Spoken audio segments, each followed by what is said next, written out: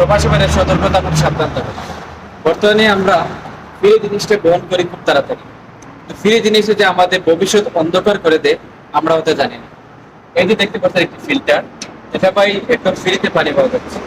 একদম ফ্রিতে পানি পাওয়া যাচ্ছে, তার মানে এই না আপনি পান করার জন্য। এটা আপনি ধরেন কুকারের জন্য বা রান্না বান্না করার জন্য এটা পারফেক্ট। আর আপনি যদি পান করার জন্য পানিটা খেয়ে নেন, দিন শেষে দেখা যাবে আপনি ফাতর রোগে আক্রান্ত হয়ে যাবেন। সৌদি আরবের সচেতন প্রবাসীদের একটি অভিযোগ, বর্তমানে তিনি ফাতর রোগে আক্রান্ত হয়ে গেছেন, অথবা তার একটাই কারণ এই পানিটা পান করার কারণ। এই পানি পান করা থেকে বিরতি থাকুন।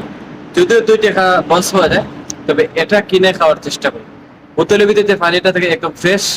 মনে করতে পারেন সৌদিরা তো এটা খা, সৌদিরা এটা আপনাদেরকে যারা মিসকিন বা রাস্তাঘাটে উজোর বসত পান করার জন্য এটা বসিয়ে রেখেছে। আপনাদের সবসময় এটা পান করবেন, এটা কিন্তু মূল্য তো বিষয় না। সতর্কতা এবং সাবধান থাকুন, এই পানি পান করা থেকে বিরতি থাকুন। প্রবাসী